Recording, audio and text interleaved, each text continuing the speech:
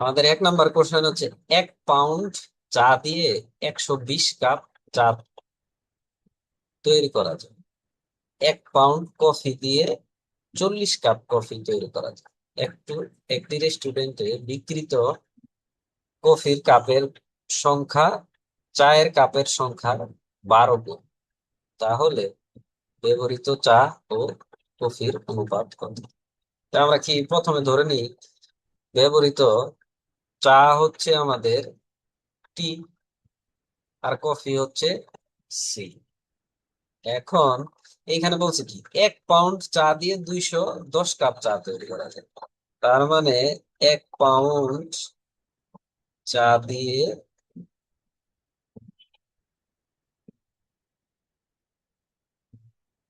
তৈরি করা যায়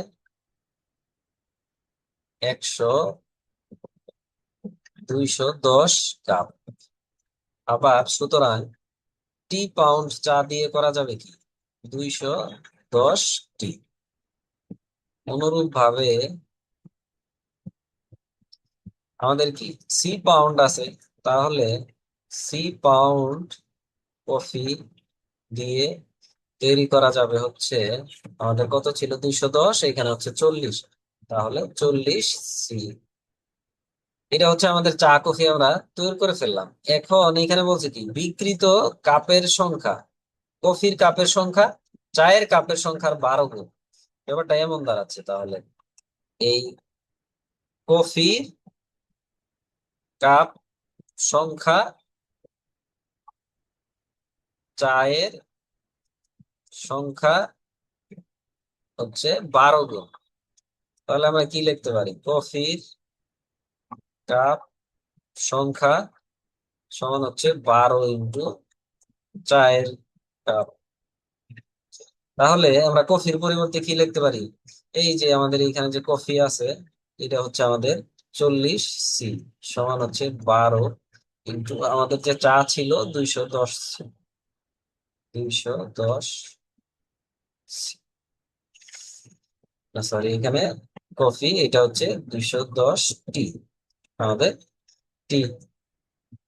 এখন এখান থেকে আমরা কি পাই, আমরা এই শূন্য ক্যান্সেল, 4 দ্বারা এটা করলে হচ্ছে 3, তাহলে আমরা পাই হচ্ছে সি সমান 3 × 3, 3 × 2 = 6 টি।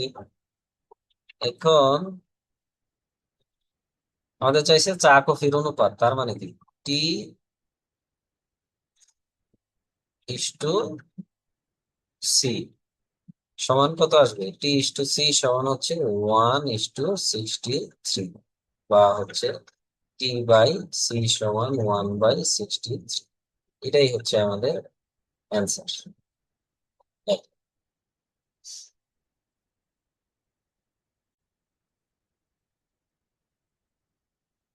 2 নাম্বার কোশ্চেনটা দেখি, একটি সিলিন্ডারের মোট তলের ক্ষেত্রফল 360 পাই বর্গ একক, এর উচ্চতা 3 একক, সিলিন্ডারের বৃত্তাকার ভূমির ব্যাসার্ধ কত? তাহলে আমাদের কি করতে হবে, সিলিন্ডারের ভূমির ব্যাসার্ধ বের করতে হবে। তো ভূমির ব্যাসার্ধ আমরা আমরা এটা কি জানতাম, আমরা জানতাম কি এরকম থাকে না, সিলিন্ডার সিলিন্ডার এইখানে থাকে হচ্ছে πr², এইখানে হচ্ছে πr², আর এইটুকু বক্রতলের যে ক্ষেত্রফল 2πr × h, এই তিনটা যোগ করলে হচ্ছে আমাদের সমগ্র তলের ক্ষেত্রফল। তাহলে আমাদের এই মোট ক্ষেত্রফল দেওয়া আছে হচ্ছে 360। আমরা জানি সিলিন্ডারের ক্ষেত্রফল সমান কত আসে 2πr² + 2πr/h, তাহলে 2πr × r+h। এখন প্রশ্ন মতে 2πr × r+h সমান হচ্ছে 360 পাই। তাহলে পাই পাই আমরা এখানে বাদ দিতে পারি, 2 দ্বারা ভাগ করলে হচ্ছে এটা আর কি r+h সমান 180। এখন r² + r/h 180। এখন r² + এইচ এর মান হচ্ছে আমাদের এখানে 3 আর এটা এই পাশে নিয়ে নিলে 180 সমান হচ্ছে 0। এখন আমরা কি করব, 180 মিডিল টার্ম করবো। 180 মিডিল টার্ম কত হবে, 3 দ্বারা করলে এখানে আমরা 3 6 3 20 2 10, এখন 2 5, তাহলে আমাদের আসতেছে কত, এখানে যদি আমরা 3 5 15, এইখানে হচ্ছে 12, তাহলে আমাদের 3 আসতেছে। তাহলে আমরা লিখতে পারি r² প্লাস 15r−12r−180 সমান 0। তাহলে আমরা কি লিখতে পারি, আমরা লিখতে পারি আর কমন নিলে r+15 -12 × r+15 সমান হচ্ছে 0। তাহলে r+15, এটা থেকে একটা ইন্টু r−12 সমান 0। তাহলে হয় r=-15 অথবা r=12। তো আমাদের এটা নট এপ্লিকেবল, এই r=12, এটাই হচ্ছে আমাদের অ্যান্সার। এটাই ভূমির ব্যাসার্ধ হচ্ছে 12 একক।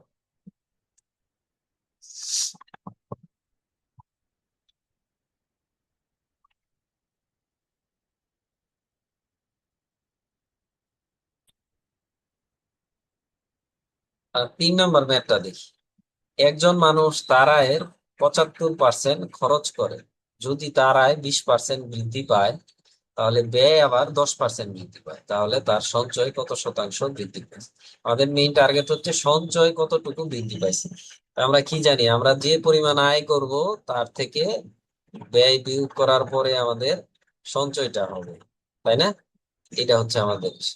তাহলে আমরা ধরে নেই যে আয় হচ্ছে তার 100 টাকা, 75% সে খরচ করে, তার মানে ব্যয় হচ্ছে তার 100 × 75% সমান হচ্ছে 75 টাকা। তাহলে সঞ্চয় কত হবে, 100 - 75 সমান 25 টাকা। এটা হচ্ছে তার ফার্স্ট পার্টে সঞ্চয়। এখন যদি তার আয় 20% বৃদ্ধি পায়, তার মানে কি আয় তার 100 ছিল, তাহলে নতুন আয় বা বৃদ্ধির পর আয় সমান হচ্ছে 20%, তাহলে কত, 100 + 20, কারণ এটা 100তেই আমরা হয়েছে, তাহলে 120 টাকা, 20% তার বৃদ্ধি পাইছে। এখন ব্যয় আবার 10% বৃদ্ধি পাইছে, এখানে ব্যয় ছিল কত, তার 75, তাহলে বৃদ্ধির পর ব্যয় সমান, এই যে 75 ছিল, 75 × 10% যেহেতু বৃদ্ধি পাইছে, তার মানে কি 110 দ্বারা আমরা যদি গুণ দিই তাহলে আমাদের বৃদ্ধিটা পাবো। তাহলে 110 দ্বারা গুণ দিলে এখানে আমাদের আসবে হচ্ছে কত আসবে, 75, এখানে হচ্ছে 11, তার মানে 75 0 75, তাহলে 5 7 5 12 825, তার মানে হচ্ছে 82.5 এত টাকা। এটা হচ্ছে তার ব্যয়। আমাদের নতুন করে আয় করছে সে এত টাকা, ব্যয় করছে এত টাকা, সুতরাং সঞ্চয়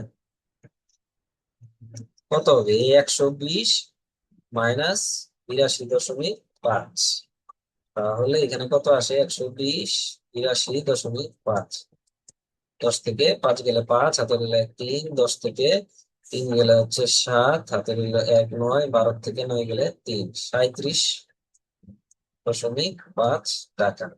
এটা হচ্ছে তার নতুন সঞ্চয়। এখন বলছে শতকরা কত বৃদ্ধি পাইছে, তার মানে কি? এখন আমাদের এটা হচ্ছে পরবর্তী সঞ্চয়, আর পূর্ববর্তী সঞ্চয় ছিল আমাদের 25 টাকা। তাহলে সুতরাং শতকরা বৃদ্ধি কত হবে, আমরা কি করি, নতুন যেটা হয়েছে 37.5 থেকে এই যে পুরাতনটা 25টা বাদ দিব। আসলে বৃদ্ধিটা কার উপর পায়, শুরুতে যেটা ছিল এটা কি প্রাথমিক পর্যায়ে ছিল না, প্রাথমিক প্রাথমিক পর্যায়ে যেটা ছিল ওইটার উপর শতকরা বৃদ্ধি চাইছে, তাইলে 100তে কত, এই, তাহলে আমাদের এখানে 0 5 1.7 থেকে 5 গেলে 2, এখানে হচ্ছে 12.5, আর এখানে হচ্ছে 25 ইন্টু 100, উঠাইলে 0, এটা এটা ক্যান্সেল, 25 দ্বারা হচ্ছে 5, তাহলে হচ্ছে 50%। এই শতকরা বৃদ্ধি হচ্ছে 50%, এটাই আমাদের অ্যান্সার।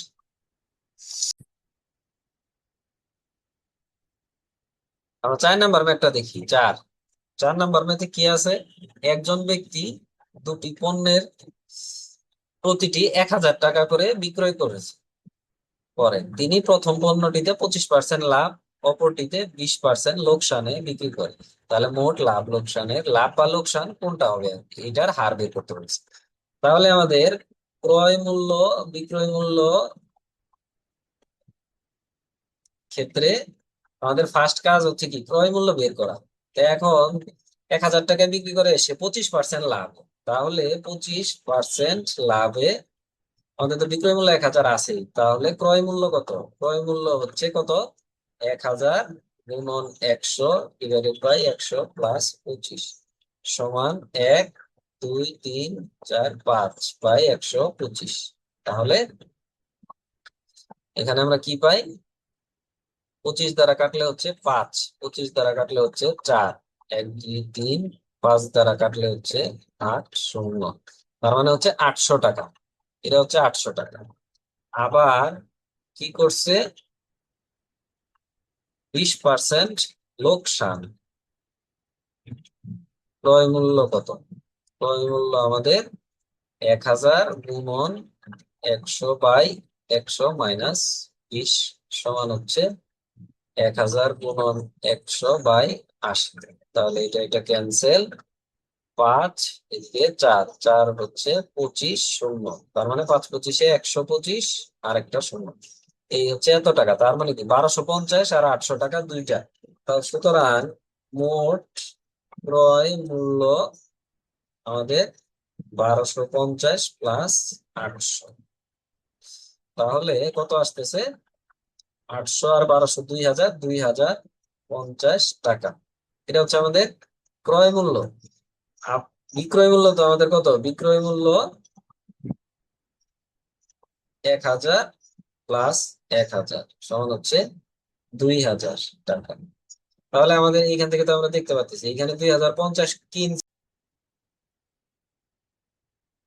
বিক্রয় মূল্য আমাদের 2,000 টাকা। সুতরাং শতকরা লস কত হবে? লস সবসময় আমরা কিভাবে হিসাব করবো? ক্রয় মূল্য থেকে আমাদের বিক্রয় মূল্য বাদ দিব, তাহলে কত আসে? আর কার উপর? এটা কি? এটা হচ্ছে আমাদের ক্রয় মূল্য, এটা সবসময় ক্রয় মূল্য হবে, কারণ ক্রয় মূল্যের উপর লাভ লোকসান হিসাব করা হয়। তাহলে উপরে আমাদের 50, নিচে হচ্ছে 2,050 ইন্টু 100, তাহলে এটা এটা ক্যান্সেল, 5 দ্বারা কাটলে হচ্ছে 4, এখানে হচ্ছে 1 সমান হচ্ছে 100/41, এত পার্সেন্ট।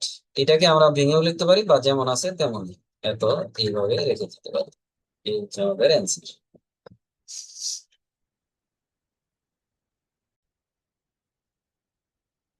5 নাম্বারটা দেখি। একটি সিএ ফার্মের সিনিয়র অডিটর একটি অডিট 16 দিনে সে করে।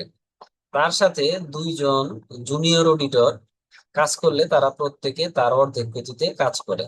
তাহলে 3 জনে 6 দিনে কত কাজ করলে শতকরা কত ভাগ হবে? 6 দিনে কাজ করলে শতকরা কত ভাগ সম্পূর্ণ হবে?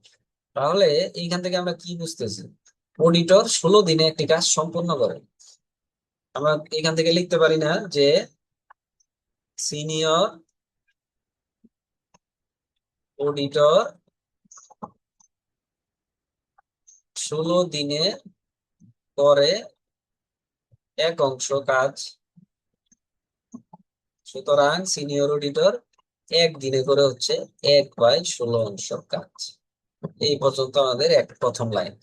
তারপর 2 জন অডিটর কাজ করলে তারা প্রত্যেকে তার অর্ধেক গতিতে কাজ করে, তার মানে কি? তাহলে জুনিয়র অডিটর একদিনে করবে কত? তাহলে 1/16 ইন্টু 2, তার মানে কি সে যেহেতু অর্ধেক কাজ করে, এত অংশ সমান হচ্ছে 1/32 অংশ। এটা কয়জন? এটা হচ্ছে একজন, আবার দুইজন, তাহলে দুইজন জুনিয়র অডিটর একদিনে কতটুকু করবে? করবে হচ্ছে কি, দুইজন তাহলে বেশি করবে, 2/32, তার মানে হচ্ছে 1/16 এত অংশ। এইখানে দুইজন, আর এই সিনিয়র অডিটর হচ্ছে একজন, এই হচ্ছে তিনজন। তাহলে তিনজন মোট করে একদিনে কত? 1/16 প্লাস 1/16 সমান হচ্ছে 16 উপর হচ্ছে 2, তার মানে 1/8 অংশ সে মোট একদিনে করছে। তাহলে তিনজন 6 দিনে করবে কত? 6/8 অংশ। এটাই হচ্ছে আমাদের অ্যান্সার। এটাকে আমরা ভেঙেও লিখতে পারি। 6/8 হলে কি হয়?